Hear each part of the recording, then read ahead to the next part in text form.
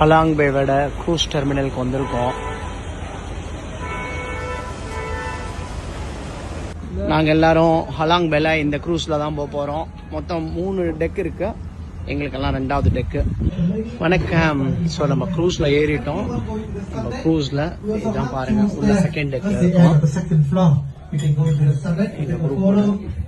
ஹலாங் பே க்ரூஸ்ல பாருங்க, கடலுக்கு நடுவுல சண்முகம் சாருக்கு பர்த்டே இன்னைக்கு. ஜாலியா